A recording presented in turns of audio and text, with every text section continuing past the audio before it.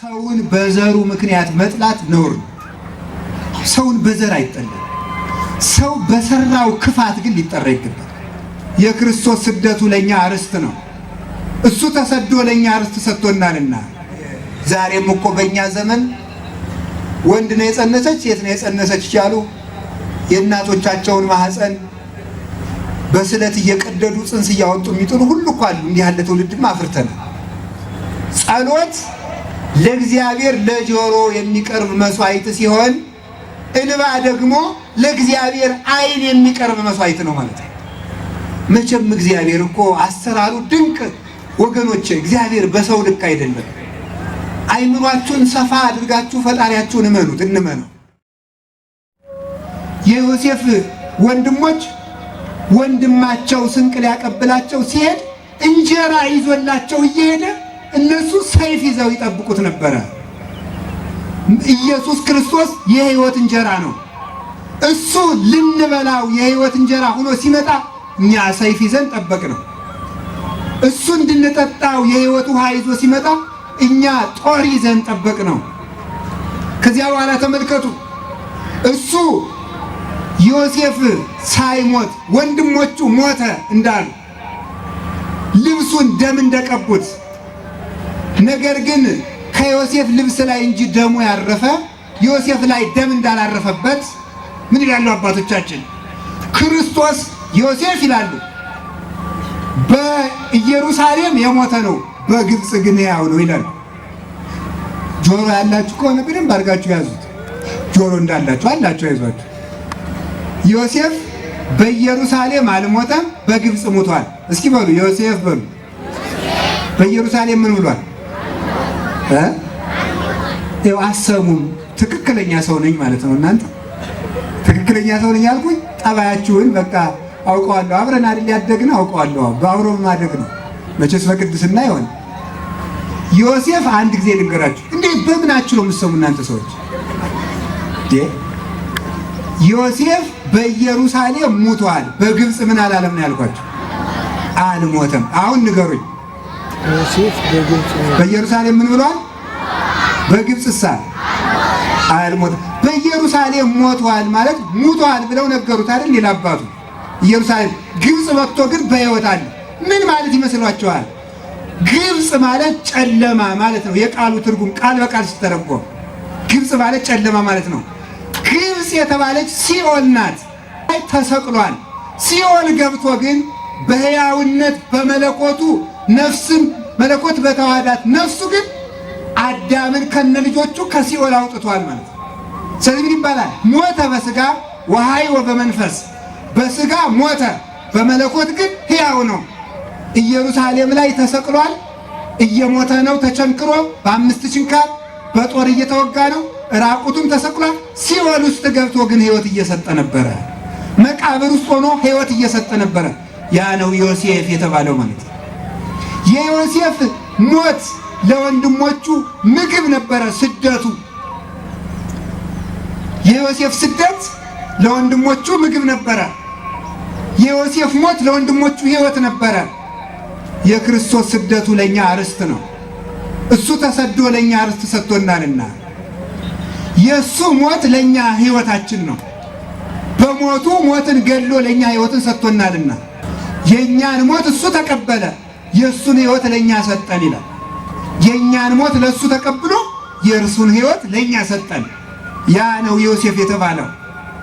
ዮሴፍ ተሰዶ ምግብ እንደሰጣቸው ክርስቶስ ወደኛ ዓለም ተሰዶ ለኛ ምግብ ሰጠን። ቅዱስ ሥጋውን ክቡር ደሙን ሰጠን። እሱ ተሰደደና የሚያሰድደንን ሰይጣን ከኛ ሰውነት ተጠርጎ እንዲሰደድ አደረገው። የሕፃኑ ስደት ሰይጣንን አሰደደው ይላል። ሕፃን የተባለ ክርስቶስ ነው። በ2 ዓመቱ ክርስቶስ ወደ ኢትዮጵያ ሲሰደድ ሰይጣን ከሰው ልብ ተሰደደ። አምላክ ከሰማይ ዙፋኑ እንዳለ ሰው ሆኖ ሥጋ ለብሶ ሲሰደድ ሰይጣን እኛን ዙፋን አድርጎ ይኖር ስለነበረ ከኛ ተሰደደልን። በስደቱ ርስት ሰጠን ማለት ይሄ ነው። እንዲህ ብለው ራሳቸውን ሽጠው ወንድማቸውን ሽጠው ባርነት እንዳመጡ እኛም ባርነት የምናመጣ ራሳችን በመሸጥ ነው። ለፍላጎታችን ባሪያ በመሆን ነው። ሰው ራሱን ይሸጣል። ለምን? ለፍላጎቱ። ከዚያ በኋላ 215 ዓመት ከኖሩበት እግዚአብሔር ሙሴ የሚባል ሰው አስነሳላቸው። ሙሴን እንደው እግዚአብሔር ቸር አይደለም? ሙሴ ተወልዶ በዚያ ዘመን ልብ በሉ፣ ሙሴ የተወለደው እስራኤል ከግብፅ እንዳይወጡ ወንድ ልጅ ሲወለድ እየታነቀ ባህር እንዲጣል የእስራኤል ዘር በሙሉ እንዲገደል ተደርጎ ነበር። እኔ የእግዚአብሔር ቤተሰቦች ሰውን በዘሩ ምክንያት መጥላት ነውር ነው። ሰውን በዘር አይጠላም።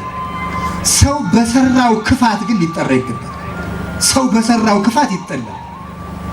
ከዚያ የተነሳ ተመልከቱ፣ እነዚህ ሰዎች ክፎች ናቸው። እስራኤል በጣም ጠማሞች ናቸው።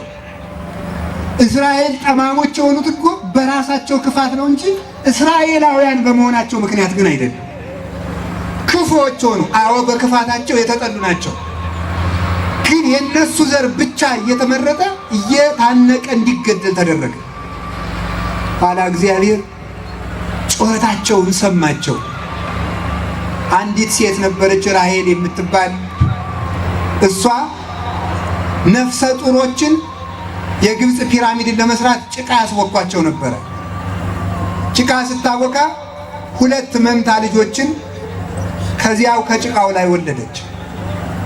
ኧረ እባካችሁ ልጆችን ላንሳቸው ብትላቸው አይ ታይ እንጂ የሰው ደም እኮ ጭቃውን ያጠነክረዋል፣ አብረሽ እርገጫቸው አለ። እንዲህ ያለ የግፍ ዘመንም ታልፏል። አሁንም ይኸው ግፍ ይደረጋል። ዛሬም እኮ በእኛ ዘመን ወንድ ነው የጸነሰች ሴት ነው የጸነሰች እያሉ የእናቶቻቸውን ማህፀን በስለት እየቀደዱ ጽንስ እያወጡ የሚጥሉ ሁሉ እኮ አሉ። እንዲህ ያለ ትውልድም አፍርተናል። አገር ሲያረጅ ጃርቴ ያበቅላል የሚባለው ከጃርቴ ባሰ ነው ያው ትውልድ። ከዚያ ተመልከቱ ምን አደረገች? እንባዋን አለቀሰችና በእጇ እንባዋን ሰፍራ ይሃሎኑ በዚህ ሰማይ እግዚአብሔር አዶናይ፣ እውነት በዚህ ሰማይ ላይ ሁሉን ቻይ እግዚአብሔር የለም ብላ እንባዋን ወደ ሰማይ ረጨችው። በዚህ እንባዋ የተዘጋው በኃጢአት የተዘጋው የእግዚአብሔር የምሕረት ደጅ ተከፈተ። የሰማይ በር ተንኳኳ። እግዚአብሔርም ፊቱን ወደ እስራኤል አዞረ። ከልብ የሚያለቅስ ሰው ቢገኝ የእግዚአብሔር ፊት ይመለስ ነበረ። ከልብ የሚያለቅስ ሰው ጸሎት ለእግዚአብሔር ለጆሮ የሚቀርብ መስዋዕት ሲሆን እንባ ደግሞ ለእግዚአብሔር ዓይን የሚቀርብ መስዋዕት ነው ማለት ነው። ሰማይኩ ጸሎተከ ርኢኩ እንባከ ይላል እግዚአብሔር። ጸሎትህን ሰማውልህ እንባህን አየውልህ ይላል። እንባ የሚታይ መስዋዕት ነው። ጸሎት የሚሰማ መስዋዕት ነው።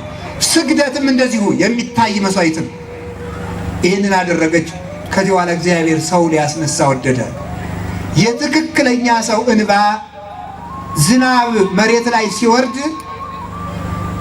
አትክልት እንደሚያበቅለው ሁሉ የትክክለኛ ሰው እንባ፣ የንጹህ ሰው እንባ ሰው ያበቅላል። ሰው ማብቀል ያቃተን ትክክለኛ እንባ ስለሌለን በስሜት ነው ካለቀስን የምናለቅሰው፣ ወይም ደግሞ ተዘጋጅተን ስለማናለቅስ ነው። እግዚአብሔር ሙሴ የሚባል ሰው አስነሳ። ሙሴም እንደ ሰውኛው ሄዶ የት ተጣለ? ባህር ውስጥ ተጣለ። እንደ ማንኛውም ሕፃን ባህር ውስጥ ሲጣል እህቱ ሄደችና በታንኳ አድርጋ ባህር ውስጥ አስቀመጠችው። አውሬ እንዳይበላው ማዶ ተቀምጣ ትጠብቀዋለች። ባህሩ ላይ ይንሳፈፋል ሙሴ በታንኳ ሆኖ። ማታ ሂዳ እናቱ እዚያው ከባህር ውስጥ አጥብታው ትመጣለች በጨለማ። እንዲህ እያረጉ እየጠበቁ ሰነበተ። መቼም እግዚአብሔር እኮ አሰራሩ ድንቅ ወገኖቼ። እግዚአብሔር በሰው ልክ አይደለም። አይምሯችሁን ሰፋ አድርጋችሁ ፈጣሪያችሁን እመኑት፣ እንመነው። በሰው አሰራር አይሰራም እግዚአብሔር። እግዚአብሔር የሆኑ ሰዎችን አደራጅቶ ምን እንደዚህ አይደለም። አሰራሩ እግዚአብሔር ረቂቅ ስለሆነ በደካማ ሰውም እግዚአብሔር ሰላምን ያመጣል። በተጣለ ሰው እግዚአብሔር ሰላምን ያመጣል። በናቀ ሰው ግንበኞች የናቁት ድንጋይ አይደለም። ተመልከቱ። አይ ይሄ ድንጋይ አይሆንንም ወልጋዳ ነው ጣል ሲባል ድንገት መጨረሻ ላይ ቤቱ ተሰርቶ ለዚያ ድንጋይ ብቻ የሚሆን ቀዳዳ ይቀራል። ይገርማችኋል። ከዚያ በኋላ ሲያን ድንጋይ አምጦ ሲባል ሄዶ ግጥም ይላል። ግንበኞች የናቁት ድንጋይ ለትክክለኛ ቦታ ሊውል ይችላል። በሰው ዘንድ የተናቀ ሰው እግዚአብሔር አክብሮት መፍትሄ ሊያመጣ ይችላል። ያልታሰበ ሰው የኛ ድርሻችን ማን ይሆን ነፃ የሚያወጣን ማን ይሆን ሰላም የሚያመጣልን ሳይሆን ዝም ብለን እኛ ወደ እግዚአብሔር መዞር ነው። እኛ የእግዚአብሔርን እንሰራለን፣ እግዚአብሔር የኛን ይሰራል።